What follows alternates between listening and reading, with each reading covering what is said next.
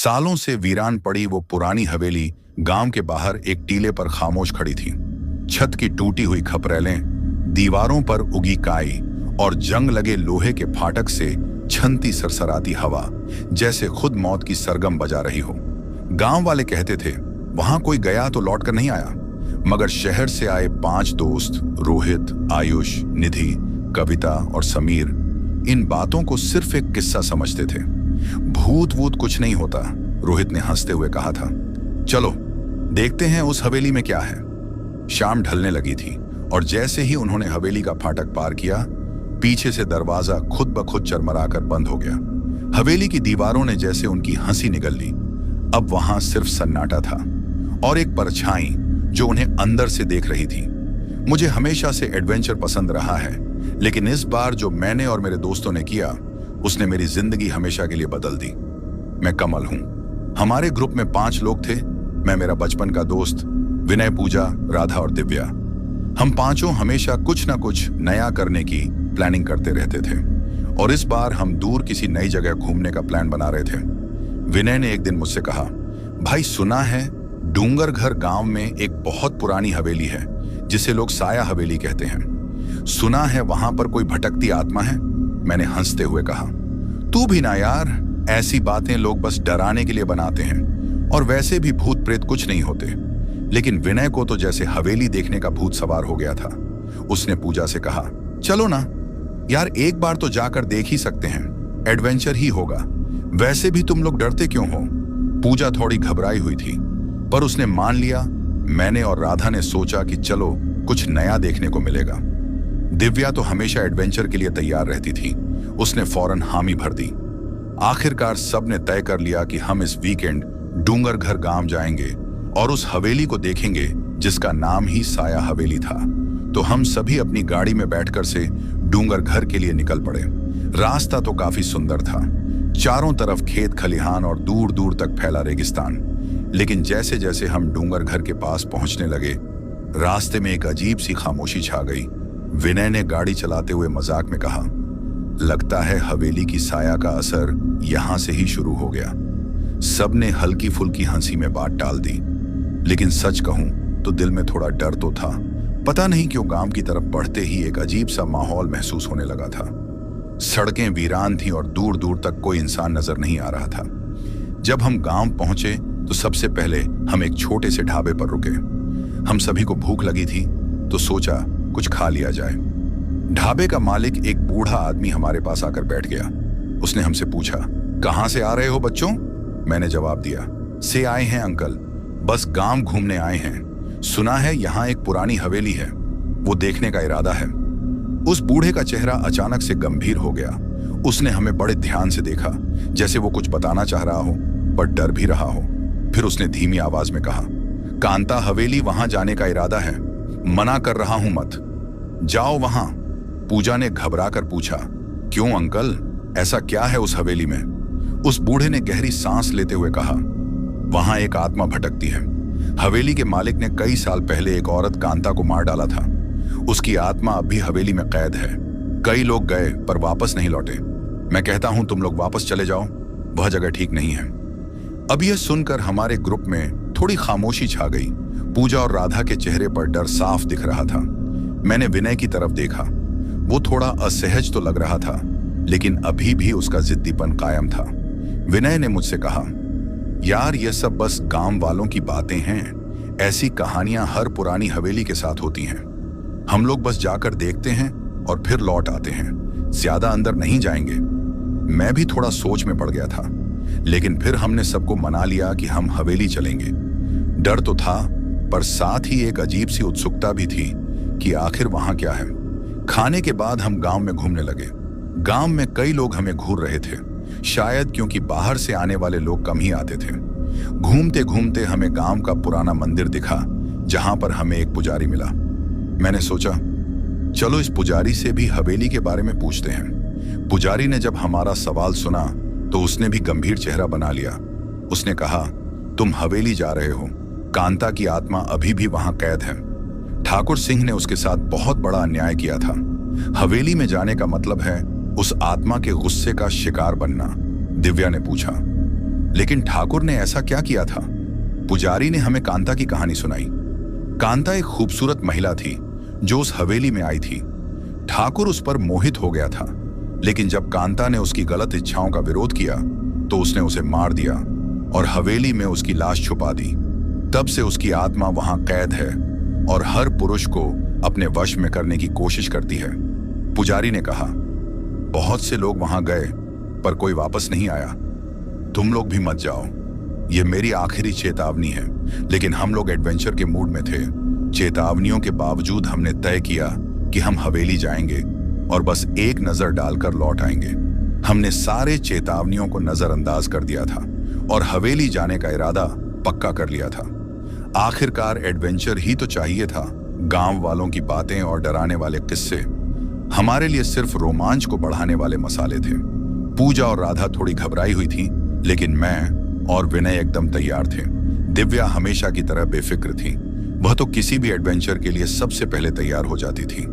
शाम ढल चुकी थी और हम हवेली की ओर बढ़े। गाड़ी से उतरते वक्त ही एक अजीब सी ठंडी हवा का झोंका आया, जैसे हवेली की ओर जाने के खिलाफ कोई चेतावनी दे रहा हो। आसमान भी धीरे धीरे काला होने लगा था और सूरज डूबते ही अंधेरा और घना हो गया। मैं मानता हूं दिल में थोड़ा डर तो था, पर उत्सुकता भी थी कि आखिर ऐसा क्या है इस हवेली में जो लोगों को इतना डराता है। विनय ने मुझसे कहा, कमल, ये जगह कितनी शानदार है ना? सोच, अगर इसमें कोई साया है तो क्या रोमांच होगा? मैंने हंसकर जवाब दिया, भाई भूत वूत कुछ नहीं होते, ये सब बस मन का वहम है। चल अंदर चलते हैं। हवेली का बड़ा भारी लोहे का गेट हमारे सामने खड़ा था। विनय ने गेट को धक्का दिया तो वह जोर की आवाज के साथ खुला। अंदर घुसते ही पहली नजर हवेली पर पड़ी। इतनी बड़ी और भव्य जैसे किसी जमाने में यह रॉयल हवेली रही होगी। दीवारों पर जगह जगह जाले लगे हुए थे और हवेली की खिड़कियों के शीशे टूटे हुए थे। हवेली की हालत भले ही खस्ता थी, लेकिन उसकी राजसी शान अब भी महसूस की जा सकती थी, जैसे हवेली अपने सुनहरे अतीत को संजोए बैठी हो, लेकिन उस पर कोई बुरा साया मंडरा रहा हो। दिव्या ने हल्की आवाज में कहा, इस हवेली का वाइब भी कुछ अजीब है ना? लगता है जैसे कोई हमें देख रहा है। मैंने उसे छेड़ते हुए कहा, अरे तुझे तो भूत वूत का कोई मौका ही चाहिए, डरने का कुछ नहीं है। यहां पूजा ने चारों तरफ नजर दौड़ाई और बोली, कमल, तुम्हें सच में यह जगह ठीक लग रही है? मुझे तो अजीब सा डर लग रहा है, यहां रहना सही नहीं लग रहा। मैंने उसे तसल्ली दी, अरे सब ठीक है, हम बस थोड़ी देर घूमकर वापस चलेंगे, डरने की जरूरत नहीं है। विनय हमेशा की तरह सबसे आगे था। उसने हवेली के अंदर कदम रखा और चिल्लाते हुए बोला, वेलकम दोस्तों, चलो देखते हैं यहाँ कौन कौन भूत हमें डराने वाला है। हवेली के अंदर घुसते ही माहौल और भी ठंडा हो गया। हवा भारी सी लग रही थी, जैसे हर सांस के साथ कुछ अजीब अंदर जा रहा हो। हमने अपने फोन की टॉर्च ऑन कर ली, क्योंकि अंदर बहुत अंधेरा था। फर्श पर धूल की मोटी परत जमी हुई थी और हमारे कदमों की आवाज हवेली के अंदर गूंज रही थी। विनय ने मुझसे कहा, कमल देख, यहाँ कितनी बड़ी पेंटिंग्स लगी हुई हैं। ये सब देखो, कैसा रॉयल लुक है। वो सही कह रहा था। दीवारों पर पुरानी पेंटिंग्स लटकी हुई थी, कुछ राजा रानी की, कुछ पुराने युद्धों की। लेकिन उन तस्वीरों में से एक पेंटिंग ने मेरा ध्यान खींचा। वो पेंटिंग कांता की थी, एक बेहद खूबसूरत औरत। उसकी आंखों में कुछ ऐसा था जो सीधे दिल को चीरता था। ऐसा लग रहा था जैसे वह पेंटिंग से बाहर आकर हमें देख रही हो। मैंने हंसते हुए कहा, यह वही कांता होगी जिसके बारे में पुजारी बता रहा था। पूजा ने उस पेंटिंग की ओर देखा और थोड़ी घबराई हुई बोली, कमल, मुझे यह पेंटिंग बिल्कुल अच्छी नहीं लग रही। इसकी आंखें जैसे हमें घूर रही हों। मैंने कहा, अरे पूजा, यह तो बस एक पेंटिंग है, कुछ नहीं होगा, डरना छोड़ो। हम आगे बढ़े और हवेली के दूसरे हिस्सों को देखने लगे।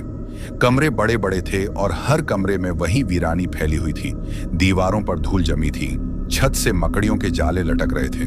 विनय ने एक कमरे में एक पुरानी कुर्सी देखी और उस पर बैठते हुए बोला, देखो यार, यहाँ का राजा भी ऐसे ही बैठा करता होगा। सबने हंसते हुए उसका मजाक उड़ाया, लेकिन तभी अचानक से हवेली में से एक अजीब सी आवाज आई, जैसे कोई दरवाजा धीरे धीरे खुल रहा हो। हम सब चौंक गए। पूजा ने डरते हुए मुझसे कहा, कमल, यह आवाज कहां से आई? मैंने उसे शांत करते हुए कहा, कहीं कुछ होगा, हवेली पुरानी है ना, ऐसी आवाजें आ ही जाती हैं। लेकिन अंदर ही अंदर मेरा दिल भी तेजी से धड़कने लगा था। यह आवाज बिल्कुल अलग थी, जैसे कोई जानबूझकर दरवाजा खटखटा रहा हो। विनय, जो अब तक सबसे बेफिक्र लग रहा था, अचानक खामोश हो गया। उसके चेहरे पर भी चिंता की लकीरें उभर आईं। विनय ने गंभीर होकर कहा, शायद हमें अब वापस चलना चाहिए। यह सुनकर मैं हैरान था, क्योंकि विनय तो हमेशा मस्ती करता था और डरता नहीं था। लेकिन उसकी बात सुनकर पूजा और राधा भी मान गई कि अब हमें वापस जाना चाहिए। हमने फौरन हवेली से बाहर निकलने का फैसला किया, लेकिन जैसे ही हम हवेली के दरवाजे के पास पहुंचे, दरवाजा खुद ब खुद बंद हो गया। हमने कई बार कोशिश की, लेकिन दरवाजा खुला ही नहीं। मैंने घबराकर कहा, यह क्या हो रहा है? यह दरवाजा क्यों नहीं खुल रहा? विनय ने गुस्से से दरवाजे को धक्का देते हुए कहा, कुछ नहीं, बस जाम हो गया होगा, ज्यादा जोर लगाओ तो खुल जाएगा। लेकिन दरवाजा टस से मस नहीं हुआ। हवेली के अंदर का माहौल और भी डरावना हो गया था। हम पांचों अब असहाय से महसूस कर रहे थे। तभी अचानक से विनय की नजर फिर से उस कांता की पेंटिंग पर पड़ी। उसकी आंखें अब और भी चमक रही थीं, जैसे पेंटिंग में कुछ जिंदा हो। विनय ने हैरानी से पेंटिंग की तरफ इशारा करते हुए कहा, देखो वो पेंटिंग, इसमें कुछ तो अजीब है। हम सब ने पेंटिंग की ओर देखा और मैं भी अब डरने लगा था। कांता की आंखें हमें ऐसे घूर रही थीं जैसे हम सबको अंदर तक देख रही हों। वो सिर्फ एक पेंटिंग नहीं लग रही थी। तभी हवेली में फिर से आवाजें गूंजने लगी। इस बार वह सिर्फ दरवाजे की आवाज नहीं थी, बल्कि किसी औरत की हंसी की आवाज थी। दिव्या ने कांपते हुए कहा, ये क्या है? कौन हंस रहा है? पूजा ने डर से मेरे हाथ को कसकर पकड़ लिया और बोली, कमल, ये सब क्या हो रहा है? हमें यहां से बाहर निकलना होगा। मैंने चारों तरफ देखा, लेकिन अब हवेली का माहौल पूरी तरह बदल चुका था। हर कोने से अजीब आवाजें आ रही थीं और हवा में एक अजीब सी ठंडक महसूस हो रही थी। ऐसा लग रहा था जैसे कोई हमारे बहुत करीब खड़ा हो, लेकिन दिखाई नहीं दे रहा। विनय अब बिल्कुल चुप हो गया था। वो पेंटिंग की तरफ देखता रहा, जैसे उसे कुछ दिखाई दे रहा हो। फिर अचानक उसने कहा, वो हमें देख रही हैं। कांता, उसकी आत्मा इस हवेली में है। हमें यहां से भागना होगा। मैंने विनय को समझाने की कोशिश की। विनय, तू पागल हो गया है क्या? ये सब बस हमारा वहम है। कुछ नहीं है। यहां चल, दरवाजे को फिर से खोलने की कोशिश करते हैं। लेकिन विनय अब मेरी बात सुनने के मूड में नहीं था। उसकी आंखों में डर साफ दिख रहा था और वह बार बार पेंटिंग की तरफ इशारा कर रहा था। दिव्या ने रोते हुए कहा, हम लोग यहां क्यों आए? हमें घर वापस चलना चाहिए था। ये सब हमारी गलती है। अचानक हवेली में और भी तेज आवाज। हमने हवेली के दरवाजे के पास कदम रखा और एक अजीब सा सन्नाटा महसूस किया। हवा भी एकदम भारी लग रही थी, जैसे उसमें कुछ अनकहा घुला हो। दिल में डर था, पर हम सभी एडवेंचर की भूख में आगे बढ़े। हवेली का मुख्य दरवाजा काफी पुराना था, जंग लगा हुआ, और शायद कई सालों से किसी ने इसे खोला नहीं था। विनय ने उसे जोर से धक्का दिया। दरवाजे के खुलने की आवाज ऐसी थी जैसे सदियों से कोई छिपी हुई चीज बाहर निकलने की तैयारी कर रही हो। उस आवाज से राधा एकदम पीछे हट गई। यार, ये मुझे ठीक नहीं लग रहा, राधा ने धीरे से कहा। मैंने उसकी तरफ देखते हुए कहा, राधा, सब ठीक है, बस अंदर चलते हैं, जल्दी ही लौटेंगे, डरने की कोई बात नहीं है। पर अंदर कदम रखते ही जो महसूस हुआ, उसने मेरे पूरे शरीर को सिहरन से भर दिया। हवेली में घुसते ही एक ठंडक सी लगने लगी। अंदर का माहौल बाहर से भी ज्यादा भारी था। वो पुरानी जजर हवेली एकदम वीरान और भयावह लग रही थी। फर्श पर धूल की मोटी परत थी, दीवारों पर जाले और फटे पुराने पर्दे लटक रहे थे। हर कदम पर जमी हुई धूल से अजीब सी महक आ रही थी, जैसे पुराने दिनों की कोई अनकही कहानी हो जो हवा में घुली हो। विनय ने सबसे आगे बढ़ते हुए कहा, देख यार, कितना बड़ा हॉल है। सोच, किसी जमाने में यहाँ शाही दावतें होती होंगी। पूजा ने उसके पास आकर उसकी बात काटी। शाही दावतें छोड़ो, मुझे तो लगता है यहाँ कुछ भयानक हुआ है। ये जगह पता नहीं क्यों, पर मुझे यहाँ बिल्कुल अच्छा नहीं लग रहा। मैंने पूजा को हिम्मत देते हुए कहा, तू बेफिक्र रह, बस थोड़ी देर देखते हैं और फिर निकलते हैं। कोई साया वाया नहीं है यहाँ। फिर हम सब ने अपने फोन की टॉर्च ऑन की और धीरे धीरे अंदर का मुआयना करने लगे। हवेली इतनी बड़ी थी कि लग रहा था जैसे वह हमें अपने भीतर संभालेगी। हर कोना स्याह और भयावह था और टॉर्च की रोशनी भी बहुत दूर तक नहीं जा रही थी। दिव्या ने थोड़ा डरते हुए कहा, कमल, तुझे नहीं लगता कि यहाँ कुछ गलत है? ये जगह जैसे कोई हमें देख रहा हो। मैंने उसकी बात हंसी में उड़ा दी। तू तो हर बात पर डर जाती है। दिव्या, कुछ नहीं है यहाँ, बस हमारी अपनी डरावनी सोच है। लेकिन अंदर ही अंदर मैं भी महसूस कर रहा था कि कुछ अजीब है। वो सन्नाटा, वो ठंडी हवा और चारों ओर फैली अजीब सी खामोशी, जैसे यहां कुछ छिपा हुआ था। हम आगे बढ़ते रहे, एक एक कमरे को खोलते गए। विनय एक बड़े से कमरे के सामने जाकर रुका। दरवाजा थोड़ा खुला हुआ था। उसने अंदर झांकते हुए कहा, अरे यार देख, इस कमरे को क्या शाही चीजें रही होंगी यहां। मैं और बाकी सब भी उसके पीछे अंदर गए। कमरे में एक बड़ी पुरानी कुर्सी और एक लंबी मेज पड़ी हुई थी। दीवारों पर कुछ पुरानी तस्वीरें टंगी थीं। वो तस्वीरें शायद इस हवेली के राजाओं और रानियों की थीं, लेकिन उनमें से एक तस्वीर ने सबका ध्यान खींचा। वो एक महिला की तस्वीर थी, बड़ी बड़ी आंखों वाली। उसके बाल खुले हुए थे और चेहरे पर एक अजीब सा भाव था। वो महिला कोई और नहीं, कांता थी। उसकी आंखें इतनी गहरी और डरावनी थीं कि ऐसा लग रहा था जैसे वह तस्वीर में से हमें घूर रही हो। विनय ने हल्की आवाज में कहा, यही है शायद वो कांता जिसके बारे में सब बातें कर रहे थे। पूजा ने उस तस्वीर को देखकर डरते हुए कहा, कमल, ये मुझे सही नहीं लग रहा। ये तस्वीर, इसकी आंखें जैसे हमें देख रही हो। मैंने मजाक करते हुए कहा, अरे ये बस पुरानी पेंटिंग है, तू बेकार में डर रही है। पर सच्चाई यह थी कि मैं खुद भी थोड़ा असहज महसूस कर रहा था। कांता की आंखों में कुछ ऐसा था जो सीधा दिल में उतर रहा था, जैसे वह कुछ कहना चाह रही हो। और तभी कमरे के कोने में से हमें कुछ सरसराहट की आवाज सुनाई दी, जैसे कोई दीवारों के अंदर चल रहा हो। दिव्या ने तुरंत पीछे मुड़कर कहा, यह आवाज ये कहां से आ रही है? विनय ने उसे शांत करते हुए कहा, कुछ नहीं यार, बस पुरानी हवेली है, ऐसी आवाजें तो आएंगी ही। हम फिर से आगे बढ़ने लगे, लेकिन अब हम सभी थोड़े असहज थे। जैसे जैसे हम हवेली के और अंदर जाते गए, आवाजें बढ़ने लगी। दरवाजों का धीमे से खड़कना, फर्श पर कुछ खिसकने की आवाजें, हर तरफ एक अजीब सी बेचैनी फैली हुई थी। पूजा और राधा के चेहरे पर डर साफ दिखाई देने लगा था। विनय ने थोड़ी देर बाद कहा, मुझे लगता है हमें अब वापस चलना चाहिए, काफी देख लिया। मैंने भी महसूस किया कि हवेली का माहौल अब और डरावना हो गया था। हम सब दरवाजे की तरफ वापस जाने लगे, लेकिन तभी दरवाजा जोर की आवाज से खुद ब खुद बंद हो गया। हम सब एक साथ रुक गए। पूजा ने घबराते हुए कहा, कमल, ये क्या हुआ? दरवाजा अपने आप कैसे बंद हो गया? मैंने दरवाजे की तरफ दौड़ते हुए कहा, शायद हवा से हुआ होगा, रुक मैं खोलता हूं। मैंने दरवाजा खोलने की पूरी कोशिश की, लेकिन वह हिल ही नहीं रहा था। विनय ने भी अपनी पूरी ताकत लगाई, पर दरवाजा जैसे अब जाम हो चुका था। वो खुलने का नाम ही नहीं ले रहा था। राधा ने कांपती आवाज में कहा, अब क्या करेंगे?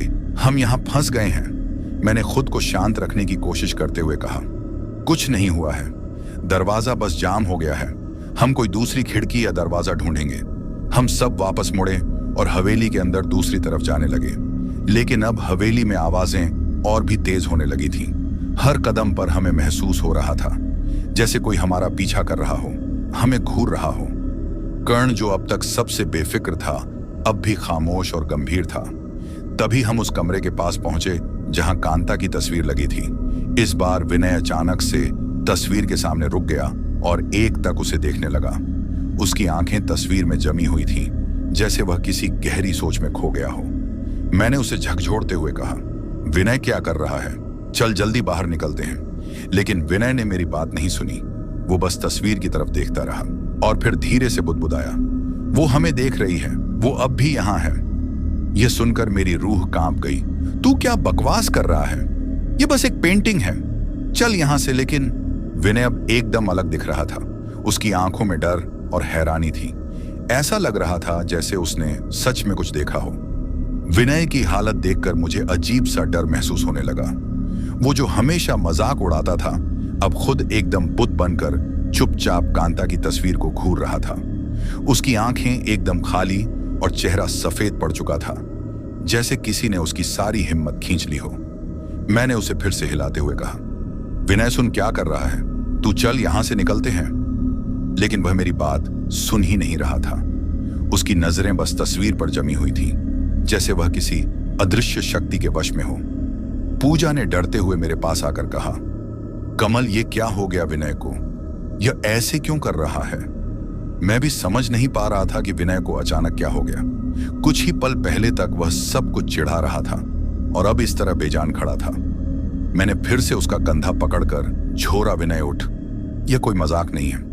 तभी कमरे की लाइट्स अचानक से झपकने लगी। हवेली में पहले से ही अंधेरा था, लेकिन अब यह झपकती रोशनी सब कुछ और डरावना बना रही थी। कमरे में ठंड अचानक से बढ़ गई और हमें जैसे किसी की सांसें अपनी गर्दन के पास महसूस हो रही थी।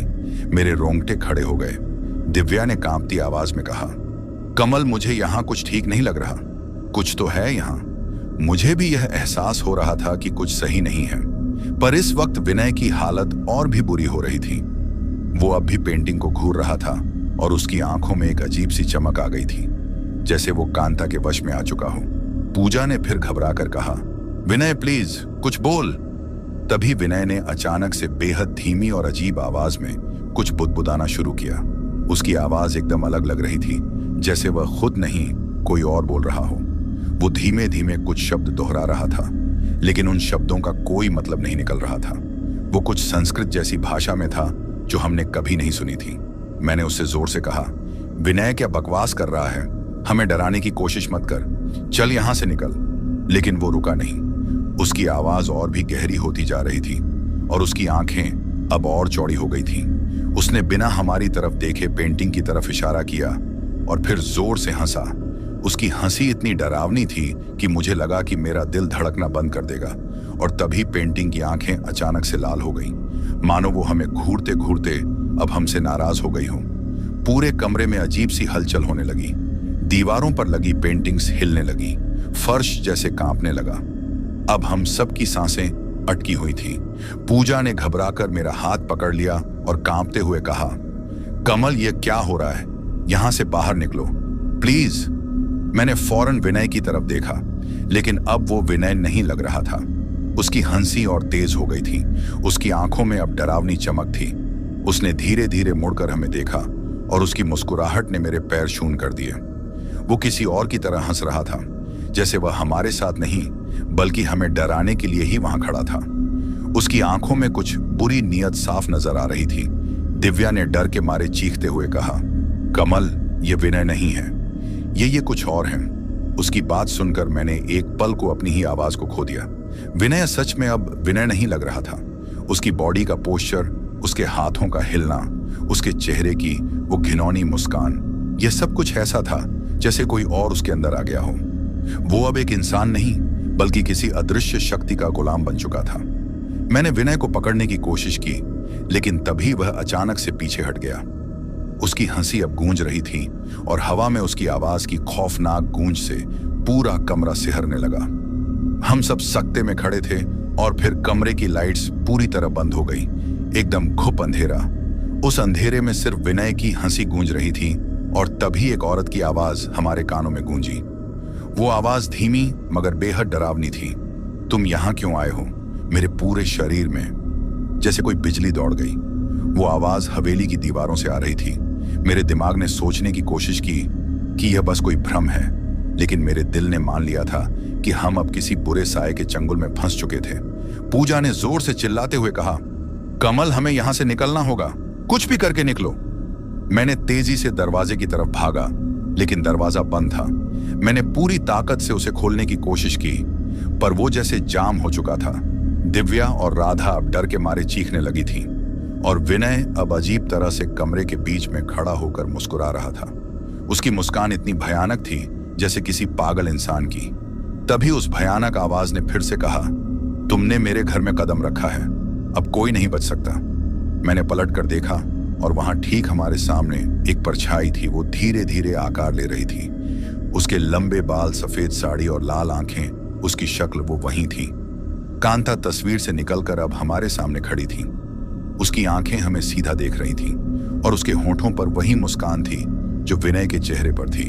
हम सबके दिलों की धड़कन जैसे एक पल को थम गई। मैंने कांपती आवाज में कहा, ये कांता है। पूजा ने अपने कानों को हाथ से ढकते हुए कहा, हमें मरना नहीं है, प्लीज कमल कुछ करो। लेकिन मैं खुद इतना डर चुका था कि मुझे समझ नहीं आ रहा था कि क्या करना है। मेरी सांसें तेज हो रही थी और दिमाग सुन्ना मैंने की तरफ देखा। वो अब भी उसी मुस्कान के साथ खड़ा था जैसे वो कांता का गुलाम बन चुका हो। वो कुछ नहीं कर रहा था, बस हमें घूर रहा था। दिव्या अब रोने लगी थी और राधा डर के मारे कोने में सिमट गई थी। हमें कांता के प्रकट होने का पूरा एहसास हो चुका था। वो अब हवेली में हम सब की जान लेने आई थी। उसके कदम धीरे धीरे हमारी तरफ बढ़ने लगे। हर कदम के साथ उसकी मुस्कान और डरावनी हो रही थी। मैंने पूजा और बाकी को इशारा किया कि पीछे हटे, लेकिन वहां से निकलने का कोई रास्ता नहीं था। दरवाजा बंद था और खिड़कियां भी जाम हो चुकी थीं। अब कांता हमसे बस कुछ ही कदम दूर थी। उसकी लाल आंखें चमक रही थीं और उसकी आवाज गूंज रही थी, तुमने मेरी शांति भंग की है, अब कोई नहीं बचेगा। मैंने आखिरी बार दरवाजे की तरफ भागने की कोशिश की, पर दरवाजा टस से मस नहीं हो रहा था। तभी कांता ने विनय की तरफ देखा।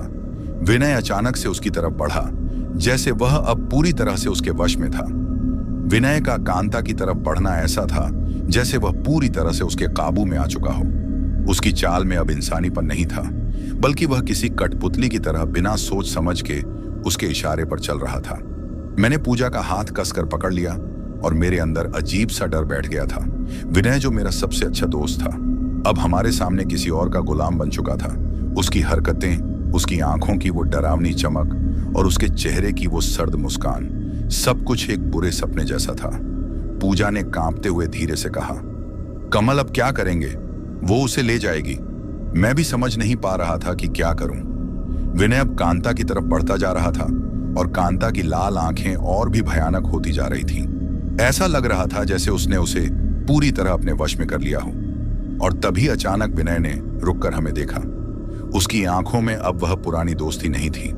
अब वह हमें किसी अजनबी की तरह देख रहा था, जैसे हम यहाँ उसके दुश्मन हों। उसकी आवाज अब और भी गहरी और डरावनी हो चुकी थी। उसने हंसते हुए कहा, तुम सब यहाँ क्यों आए हो? इस हवेली में कोई बाहर ही नहीं टिक सकता। मेरा दिल एकदम डूब गया। मैंने उससे कहा, विनय पागल हो गया है क्या? हम तुझे यहाँ से लेकर चलेंगे, प्लीज चल। लेकिन विनय ने मेरी बात सुनी ही नहीं। उसने हमें घूरते हुए कहा, अब कोई नहीं जा सकता, तुम सब मेरी हो, इस हवेली से कोई नहीं बचेगा। ये सुनते ही पूजा फूट फूट कर रोने लगी। दिव्या और राधा भी एकदम सुन्न खड़ी थी। उन्हें समझ नहीं आ रहा था कि क्या हो रहा है। हम सब इतनी बुरी तरह फंस चुके थे कि डर अब हमारी नसों में दौड़ रहा था। विनय की हंसी अब हवेली की दीवारों से टकराकर गूंजने लगी और तभी वो अचानक हम पर झपटा। उसके झपटने की रफ्तार इतनी तेज थी कि हम समझ भी नहीं पाए कि क्या हो रहा है। मैंने तुरंत पूजा को खींचकर पीछे किया, लेकिन विनय ने दिव्या को पकड़ लिया। दिव्या की चीख इतनी जोरदार थी कि मेरे कानों में गूंजने लगी। विनय ने उसे अपने दोनों हाथों से पकड़ा और उसे दीवार के साथ जोर से धक्का दे मारा। दीवार से टकराते ही दिव्या का सिर फूट गया और खून की धार बहने लगी। हम सब चीख उठे। दिव्या ने कांपते हुए मुझे देखा। उसकी आंखों में मौत का डर साफ झलक रहा था। वो धीरे धीरे दीवार के सहारे फिसल कर नीचे गिर गई और फिर उसकी आंखें बंद हो गईं। मैं वहीं जड़ हो गया था। मेरी सबसे करीबी दोस्त अब मेरे सामने दम तोड़ चुकी थी और मैं कुछ नहीं कर पाया। पूजा ने डर से चिल्लाते हुए कहा, कमल हमें बचाओ, वो हमें मार डालेगा। लेकिन मेरी टांगें अब काम नहीं कर रही थीं। मैं एकदम सुन्न हो चुका था। दिव्या के खून से फर्श पर लाल निशान बन चुके थे और विनय, वो अब एकदम शांत खड़ा था, जैसे उसने अपनी शिकार पूरा कर लिया हो। उसके चेहरे पर कोई पछतावा नहीं था, बस वही भयानक मुस्कान थी।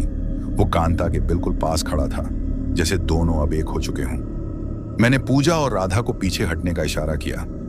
हमें अब समझ आ चुका था कि यहां से जिंदा निकलने का कोई रास्ता नहीं है। हवेली का दरवाजा जाम था, खिड़कियां बंद थीं और हमारे सामने खड़ी थी मौत, कांता और उसका गुलाम विनय। तभी कांता ने अपनी खौफनाक आवाज में कहा, तुम लोग यहां अपनी मौत को बुलाकर आए हो। जिसने मेरी शांति भंग की वो कभी वापस नहीं जा सकता। उसकी यह बात सुनते ही राधा ने एकदम से रुआ सीसी होकर मुझसे कहा, कमल हमें यहां से निकालो प्लीज, मुझे मरना नहीं है। लेकिन मैं खुद इतना बेबस महसूस कर रहा था कि मुझे समझ नहीं आ रहा था कि क्या करना है। हवेली की हर चीज अब हमें घूर रही थी, दीवारें, तस्वीरें और वो परछाई जो हर तरफ मंडरा रही थी। विनय अब भी खामोशी से खड़ा था, लेकिन उसकी आंखों में अब भी वही हिंसक चमक थी। मैंने हिम्मत जुटाकर पूजा और राधा को खींचा और हम पीछे के कमरे की तरफ भागने लगे। हमें पता था कि ज्यादा दूर नहीं जा सकते, लेकिन इस वक्त भागने के सिवा कोई और चारा नहीं था। हवेली में हर तरफ अंधेरा था और हर कोने में वो भयानक साया हमें पीछा कर रहा था। हम एक छोटे से कमरे में घुस गए और मैंने दरवाजा बंद कर दिया। पूजा और राधा दोनों कांप रही थीं। पूजा ने रोते हुए मुझसे कहा, कमल अब क्या करेंगे? वो हमें मार डालेंगे। मैंने भीगी आवाज में कहा, पता नहीं, मुझे कुछ समझ नहीं आ रहा। तभी अचानक दरवाजे पर जोर की दस्तक होने लगी। विनय हमें ढूंढ चुका था। उसकी आवाज अब एकदम से बदल चुकी थी। वो चिल्ला रहा था, तुम बच नहीं सकते, तुम सब मरोगे। पूजा और राधा के डर से होंठ सूख गए थे मेरे पास। अब और कोई रास्ता नहीं था। हमने कोशिश की थी, लेकिन अब सब खत्म हो रहा था। दरवाजे की दस्तक और तेज हो गई। अचानक दरवाजा एक जोरदार आवाज के साथ टूट गया और विनय हमारे सामने खड़ा था। उसकी आंखों में एक अजीब सी जलती हुई आग थी और चेहरे पर वो खतरनाक मुस्कान अब और भी बड़ी हो चुकी थी।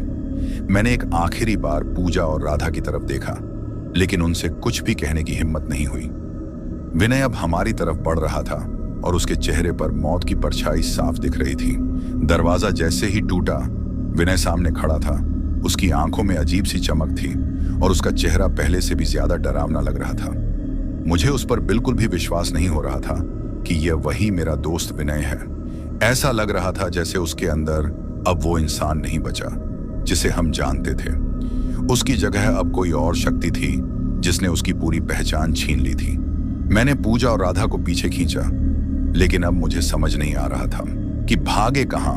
हमारे पीछे सिर्फ दीवार थी और सामने विनय, जो अब शिकार की तलाश में हम पर झपटने ही वाला था। उसकी चाल अजीब थी, जैसे वह अब एक इंसान नहीं बल्कि कोई कठपुतली हो जिसे कोई अदृश्य हाथ हिला रहा हो। पूजा ने कांपते हुए मेरे कान में फुसफुसाते हुए कहा, कमल, वो हमें मार डालेगा। मेरे दिल में एक अजीब सा डर समा चुका था। विनय धीरे धीरे हमारी तरफ बढ़ रहा था। उसकी आंखों की चमक में अब पागलपन था। मैंने घबराते हुए कहा, विनय रुक जा, यह सब छोड़ और चल, यहां से हम तुझे कुछ नहीं होने देंगे। पर वो हंसा, एक ऐसी हंसी जो मेरे दिल की धड़कन रोक देने के लिए काफी थी। वो अब बिल्कुल हमारे सामने आ चुका था। उसकी मुस्कान अब और भी चौड़ी हो गई थी, जैसे वो जानता था कि अब हम कहीं नहीं जा सकते। उसने मुझे घूरते हुए कहा, तुम सबको मरना ही होगा, यह हवेली अब तुम्हें छोड़ने वाली नहीं। उसकी बातें सुनकर मेरे रोंगटे खड़े हो गए। वह अब धीरे धीरे हमारे ओर करीब आ रहा था। मेरे दिमाग में सिर्फ एक ही ख्याल चल रहा था, हमें किसी भी तरह यहां से निकलना होगा। लेकिन कैसे? तभी पीछे से कांता की आवाज गूंजी, कोई नहीं बचेगा, सब मेरी गिरफ्त में है। उसकी आवाज सुनते ही मेरी सांसें थम सी गई।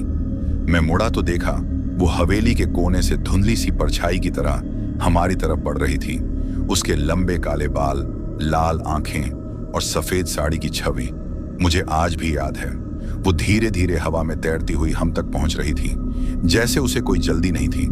उसकी चाल में एक अजीब सी शांति थी, पर वो शांति किसी तूफान से पहले की खामोशी जैसी लग रही थी। पूजा और राधा अब मेरी पीठ के पीछे छिपने की कोशिश कर रही थी। दोनों बुरी तरह से कांप रही थी। मैंने एक नजर कांता पर डाली, फिर विनय पर, जो अब कांता के इशारों पर चलने वाला एक खिलौना बन चुका था। हमें यकीन हो गया था कि अब बचने का कोई रास्ता नहीं था। तभी विनय ने अचानक से मेरी तरफ हाथ बढ़ाया। उसकी उंगलियां अब नुकीली हो गई थीं, जैसे किसी जानवर के पंजे हों। मैंने फौरन पीछे हटने की कोशिश की, लेकिन उसकी ताकत मेरे मुकाबले बहुत ज्यादा थी। उसने मेरा गला पकड़ लिया और मुझे जमीन से उठा लिया। उसकी पकड़ इतनी मजबूत थी कि मैं सांस नहीं ले पा रहा था। उसकी आंखों में सिर्फ खून की प्यास दिखाई दे रही थी। मेरे गले से सिर्फ घुटी हुई आवाज निकल रही थी। मैंने किसी तरह से उसकी पकड़ से छूटने की कोशिश की, लेकिन वो इतना मजबूत हो गया था कि मेरे हाथ पैर मारने का कोई फायदा नहीं हो रहा था। उसकी उंगलियां मेरे गले में धंस रही थीं और मेरी आंखों के सामने सब कुछ धुंधला होने लगा था। तभी पूजा ने पीछे से एक लकड़ी का बड़ा टुकड़ा उठाया और विनय के सिर पर जोर से मार दिया। कर्ण का ध्यान थोड़ा बंटा और उसकी पकड़ थोड़ी ढीली हुई। मैंने तुरंत उसकी पकड़ से खुद को छुड़ाया और जमीन पर गिर पड़ा। मेरी सांसें उखड़ रही थीं, लेकिन अभी भी हमें यहां से निकलने का कोई रास्ता नहीं मिल रहा था। विनय कुछ सेकंड के लिए रुक गया था, लेकिन फिर उसने पूजा की तरफ अपनी नजरें घुमा ली। उसकी आंखों में अब और ज्यादा पागलपन था। वो गुस्से में पूजा की तरफ बढ़ा। पूजा ने डर से मेरी तरफ देखा, लेकिन अब उसकी भी हालत खराब थी। मैंने किसी तरह से खड़े होकर पूजा को पीछे खींचा। हमें जल्दी से कमरे से बाहर निकलना था, लेकिन विनय अब हमारे पीछे आ चुका था। यहां से निकलना होगा, मैंने पूजा और राधा से कहा और हम तीनों कमरे के बाहर की तरफ भागने लगे। कर्ण हमारे पीछे पीछे दौड़ रहा था और उसके हर कदम की आवाज हमें और तेज भागने के लिए मजबूर कर रही थी। हम भागते हुए एक और बड़े कमरे में पहुंचे। कमरे के चारों ओर फर्नीचर बिखरे पड़े थे और एक बड़ी खिड़की से चांद की हल्की रोशनी अंदर आ रही थी। मैंने उस खिड़की की तरफ देखा। शायद यह हमारा आखिरी रास्ता था। वो खिड़की, मैंने पूजा को इशारा करते हुए कहा, वहां से बाहर निकल सकते हैं। हम भागकर खिड़की तक पहुंचे। खिड़की पर पुराना जंग लगा हुआ लोहे का ग्रिल था, लेकिन मैंने किसी तरह अपनी पूरी ताकत लगाकर उसे हिलाने की कोशिश की। पूजा और राधा भी मेरी मदद करने लगी। हमने पूरी ताकत से ग्रिल को हिलाया और आखिरकार वह टूटकर नीचे गिर पड़ा। लेकिन तभी पीछे से विनय की जोरदार चीख सुनाई दी। वो अब भी हमें पकड़ने के लिए दौड़ रहा था। उसके कदमों की आवाज और पास आती जा रही थी। मैंने फौरन पूजा को खिड़की से बाहर निकलने का इशारा किया। पूजा पहले निकली, फिर राधा, दोनों जैसे तैसे खिड़की से बाहर कूद गई। अब मेरी बारी थी, लेकिन तभी विनय ने मेरा पैर पकड़ लिया। मेरे पूरे शरीर में सेंध दौड़ गई। विनय की पकड़ बेहद मजबूत थी।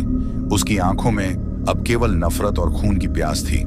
मैंने जितना हो सकता था उतनी जोर से अपना पैर छुड़ाने की कोशिश की। बाहर से पूजा और तन भी मुझे खींचने की कोशिश कर रही थी और आखिरकार हम मिलकर विनय की पकड़ से छूट गए। मैंने खिड़की से बाहर कूदकर जमीन पर गिरते हुए महसूस किया कि हम अब भी जिंदा थे। हमारी सांसें बुरी तरह फूल रही थीं। राधा और पूजा के चेहरे पर डर और थकान साफ दिख रही थी। कर्ण अब भी हवेली के अंदर खड़ा था और उसकी आंखें अब भी हमें घूर रही थीं, लेकिन वह बाहर नहीं आया। ऐसा लग रहा था कि कांता की शक्ति सिर्फ हवेली के अंदर तक सीमित थी। उसने विनय को अपने वश में कर लिया था, लेकिन हवेली से बाहर वो कुछ नहीं कर सकती थी। हम तीनों ने किसी तरह खड़े होकर खुद को संभाला। हवेली के बाहर का सन्नाटा और भी भारी लग रहा था, लेकिन अब हमें यकीन हो गया था कि हम जिंदा थे। हवेली के अंदर अब भी अंधेरा था और विनय वहां अब हमारे लिए खो चुका था। वो अब उस साए का हिस्सा बन चुका था जिसने हवेली को अपने कब्जे में कर रखा था। हमने बिना कोई दूसरा पल गवाए वहां से भागना शुरू कर दिया। हम हवेली से बाहर निकल तो आए थे, लेकिन दिल की धड़कनें अब भी रुकने का नाम नहीं ले रही थीं। हवेली के बाहर खड़े होकर भी ऐसा लग रहा था जैसे वह साया अब भी हमें देख रहा हो। मैंने पूजा और राधा की तरफ देखा। दोनों बुरी तरह कांप रही थीं। उनके चेहरे पर डर साफ झलक रहा था, लेकिन सच्चाई यह थी कि मैं भी भीतर से पूरी तरह टूट चुका था। दिव्या अब हमारे साथ नहीं थी और विनय अब कभी नहीं लौटेगा। हम वहां से भाग रहे थे, लेकिन हवेली से निकलकर जंगल के रास्ते पर पहुंचते ही अचानक ऐसा लगा जैसे कदमों की रफ्तार धीमी पड़ने लगी हो। मेरे दिमाग में एक ही सवाल गूंज रहा था, क्या यह अंत है? क्या हम सच में बच गए हैं? तभी पूजा ने थकी हुई आवाज में कहा, कमल, रुकना पड़ेगा, मैं और नहीं भाग सकती। उसकी सांसें तेज हो रही थीं और उसकी आंखों में अब भी वही खौफ था। तन्वी भी पूरी तरह हाँफ रही थी। मैंने थोड़ी दूर आगे जाकर रुकते हुए कहा, ठीक है, पर ज्यादा देर नहीं रुक सकते। जल्दी हो सके इस गांव से दूर निकलना होगा। हम तीनों एक पेड़ के पास बैठ गए, लेकिन मेरे दिमाग में हवेली के अंदर हुई सारी भयानक घटनाएं घूम रही थीं। विनय का वो डरावना चेहरा, दिव्या की मौत और कांता का भयानक साया, सब कुछ इतना तेजी से हुआ था कि समझने का मौका भी नहीं मिला। राधा ने अचानक मेरे कंधे पर हाथ रखा और कहा, कमल, अब क्या करेंगे? हमें सच में बचने का कोई रास्ता मिलेगा? मैंने उसकी तरफ देखा और एक लंबी सांस लेते हुए कहा, पता नहीं राधा, लेकिन हमें कोशिश करनी होगी। यहां रुकना भी खतरे से खाली नहीं है। पूजा ने थकी हुई आवाज में कहा, हमने तो हवेली छोड़ दी, पर वो साया अब भी हमारे पीछे है। कमल, मुझे अब भी ऐसा लग रहा है कि वो हमें देख रही हैं। उसकी यह बात सुनकर मेरे अंदर का डर और भी गहरा हो गया। हवेली से काफी दूर आकर भी यह महसूस हो रहा था कि कांता ने हमें पूरी तरह नहीं छोड़ा। वो अभी भी हमारी जान लेने के लिए तैयार थी। अचानक पेड़ के पीछे से किसी के चलने की आहट सुनाई दी। हम सबके दिलों में डर की एक तेज लहर दौड़ गई। मैंने झट से पूजा और राधा को इशारा किया कि शांत रहें। आहट धीरे धीरे तेज हो रही थी और फिर उसी अंधेरे से विनय का चेहरा उभरा। मैंने अपने पैरों तले जमीन खिसकती महसूस की। विनय वो फिर से हमारे सामने खड़ा था, लेकिन इस बार वह पहले से भी ज्यादा डरावना लग रहा था। उसकी आंखों में वही चमक थी जैसे कांता ने अब पूरी तरह से उसे अपने वश में कर लिया हो। उसकी हंसी धीमी थी, पर वो हमारे रोंगटे खड़े करने के लिए काफी थी। तुम लोग भाग सकते हो, लेकिन बच नहीं सकते, विनय ने हंसते हुए कहा। उसकी आवाज अब इंसानी नहीं थी, बल्कि एक सर्द साया उस आवाज में घुला हुआ था। पूजा और राधा अब पूरी तरह से सुन्न थी। हम सबको समझ आ चुका था कि यह कोई साधारण इंसानी लड़ाई नहीं थी।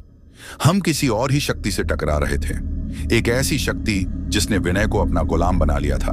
मैंने कांपती आवाज में कहा, कर्ण, तू ऐसा क्यों कर रहा है? हम तेरे दोस्त हैं, ये तू नहीं है। लेकिन विनय की मुस्कान और चौड़ी हो गई। विनय अब नहीं रहा। कमल अब यहां सिर्फ कांता है। उसने मुझे चुना है। अब तुम सब उसके हो और मैं तुम्हें यहां से जाने नहीं दूंगा। उसकी बातें सुनकर मेरी रूह कांप गई। मेरे बचपन का सबसे अच्छा दोस्त अब हमारे सामने मौत बनकर खड़ा था।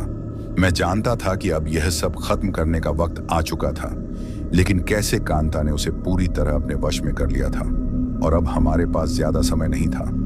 तभी अचानक विनय ने हम पर हमला कर दिया। वो बेहद तेजी से हमारी तरफ दौड़ा, जैसे किसी जंगली जानवर ने शिकार को पकड़ने की ठान ली हो। मैंने पूजा और राधा को पीछे धकेलते हुए चिल्लाया, भागो, जल्दी भागो। हम सब दौड़ पड़े, लेकिन विनय की रफ्तार इंसानी नहीं थी। वो कुछ ही सेकंड में हमारे पीछे आ चुका था। मैंने महसूस किया कि अब कोई चमत्कार ही हमें बचा सकता था। हम दौड़ते दौड़ते एक पुराने मंदिर के पास पहुंचे। वो मंदिर वीरान और टूटा फूटा था, जैसे सदियों से किसी ने उसकी देखभाल नहीं की हो। लेकिन इस वक्त हमें कोई और जगह नहीं दिख रही थी। मैं और पूजा तुरंत मंदिर के अंदर घुस गए और राधा भी पीछे पीछे आ गई। विनय अब बाहर खड़ा था और उसकी आंखें हमें घूर रही थीं। तुम बच नहीं सकते, कमल, विनय ने दरवाजे के बाहर से चिल्लाते हुए कहा। उसकी आवाज अब और भी डरावनी हो गई थी। मंदिर के अंदर अजीब सी शांति थी, जैसे किसी शक्ति ने विनय को वहां घुसने से रोक दिया हो। मैंने राहत की सांस ली, लेकिन मुझे पता था कि यह सिर्फ कुछ पलों की शांति थी। पूजा ने डरते हुए कहा, कमल, अब क्या करेंगे? वो बाहर हैं, हमें मार देगा। मैंने मंदिर के अंदर चारों तरफ देखा। मंदिर के बीचों बीच एक पुरानी मूर्ति थी और पास में ही कुछ पुजारी के पुराने तांत्रिक यंत्र और ग्रंथ पड़े थे। शायद यही हमारी आखिरी उम्मीद थी।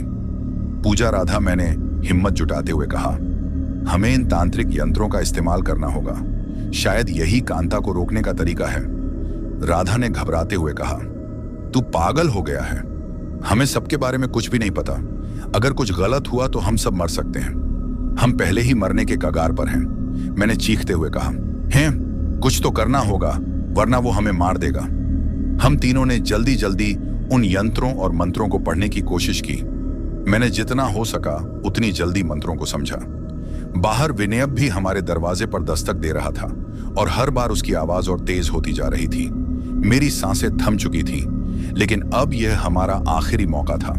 हमने मिलकर उस मंत्र को पढ़ा और जैसे ही मंत्र पूरा हुआ, मंदिर के अंदर एक तेज रोशनी फैल गई। कर्ण, जो दरवाजे के बाहर था, अचानक चीखने लगा। उसकी चीख इतनी जोरदार थी कि हवेली तक उसकी आवाज गूंज रही थी। मैंने देखा कि विनय का शरीर धीरे धीरे नीचे गिरने लगा और उसकी आंखों की वह डरावनी चमक अब गायब हो गई थी। वो अब फिर से वही विनय लग रहा था जो हमारा दोस्त था, लेकिन कांता की चीखें अब भी गूंज रही थीं। वो साया धीरे धीरे मंदिर के चारों ओर फैल रहा था, लेकिन उस शक्ति ने उसे मंदिर के अंदर आने नहीं दिया। और फिर अचानक सब कुछ शांत हो गया। विनय का शरीर मंदिर के बाहर पड़ा था और उसकी सांसें थम चुकी थीं। कांता का साया अब गायब हो चुका था, लेकिन उसके साथ विनय भी चला गया था। मैंने भारी दिल से पूजा और राधा की तरफ देखा। हम तीनों सुन्न खड़े थे। विनय अब हमारे बीच नहीं था और उसकी मौत ने हमें हमेशा के लिए बदल दिया था। हम मंदिर के बाहर आए और बिना कुछ बोले विनय की लाश को वहीं छोड़कर धीरे धीरे गांव की तरफ चलने लगे। हम तीनों चुपचाप मंदिर से बाहर निकल आए। विनय का शरीर वहीं पड़ा था, ठंडा और बेजान।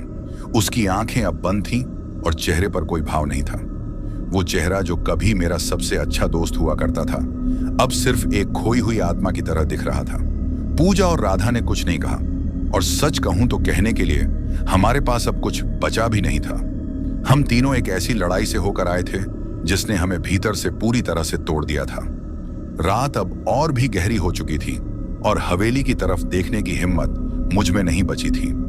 उस जगह ने मुझसे मेरा सबसे करीबी दोस्त छीन लिया था। दिव्या की मौत, विनय की वो हालत, सब कुछ मेरी आंखों के सामने हुआ और मैं कुछ नहीं कर पाया। मेरे कदम भारी हो रहे थे, लेकिन हमें वहां से जाना था। पूजा ने धीरे से मेरा हाथ पकड़ा और थरथराती आवाज में कहा, कमल, ये सब कभी खत्म नहीं होगा, है ना? उसकी बात सुनकर मैंने उसकी तरफ देखा। उसकी आंखों में दर्द और डर साफ झलक रहा था। मैं जानता था कि वो जो पूछ रही थी उसका जवाब मेरे पास नहीं था। जो हमने देखा, जो हमने महसूस किया, वो सब कुछ हमारी समझ से परे था। मैंने बस धीरे से उसका हाथ दबाया और कहा, शायद, लेकिन अभी के लिए हम जिंदा हैं। हम धीरे धीरे गांव की तरफ चलने लगे। कदमों में अब भी डर था, लेकिन मन में एक ही ख्याल घूम रहा था कि हम किसी तरह वहां से निकल जाएं। पूजा और राधा दोनों मेरी बगल में चल रही थीं और हम में से कोई भी पीछे मुड़कर हवेली की तरफ देखने की हिम्मत नहीं कर पा रहा था। ऐसा लग रहा था जैसे उस जगह का अंधेरा अब भी हमें खींचने की कोशिश कर रहा हो। गांव तक पहुंचते पहुंचते सुबह होने लगी थी। सूरज की हल्की किरणें आसमान में उभरने लगी थीं, लेकिन हमारे दिलों में अब भी रात का वही अंधेरा पसरा हुआ था। जैसे जैसे हम गांव के करीब पहुंचे, हमें कुछ लोग दिखने लगे जो अपनी रोजमर्रा की जिंदगी में व्यस्त थे। उनके लिए यह एक आम दिन था, लेकिन हमारे लिए यह रात हमेशा के लिए बदल चुकी थी। हम गांव के ढाबे के पास रुके, वहीं ढाबा जहां हमने पहली बार हवेली की कहानी सुनी थी। बूढ़ा ढाबे वाला हमें देख रहा था और उसकी आंखों में वही डर था जो उसने हमें पहले दिन चेतावनी देते वक्त दिखाया था। उसने दूर से ही देख लिया था कि विनय हमारे साथ नहीं था। उसने हमारी तरफ आते हुए सिर हिलाकर बस इतना कहा, कहाँ था ना बच्चे, वो हवेली किसी को वापस नहीं आने देती। मैंने उसकी तरफ देखा, लेकिन कोई जवाब नहीं दिया। मेरे पास अब कहने के लिए कुछ बचा नहीं था। मैं बस वहां से निकल जाना चाहता था, इस गांव से, इस डरावनी रात से और उन यादों से जो मेरी जिंदगी को हमेशा के लिए बदल चुकी थी। पूजा और राधा ने भी कुछ नहीं कहा। हम सब बस चुपचाप गाड़ी में बैठे और गांव से बाहर निकलने लगे। गांव की सड़कें वीरान थीं और उस सन्नाटे ने मुझे अब और भी ज्यादा असहज कर दिया था। लेकिन इस बार मैं पीछे मुड़कर नहीं देखना चाहता था। मुझे पता था कि अगर मैंने एक बार भी पीछे देखा तो शायद उस अंधेरे से बाहर निकलना कभी मुमकिन नहीं हो पाएगा। गाड़ी में एकदम खामोशी थी।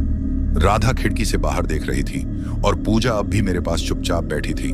मैंने उसके हाथ पर अपना हाथ रखा और हमें इस बात का एहसास हो गया था कि जो कुछ भी हुआ उसने हम तीनों को हमेशा के लिए बदल दिया था।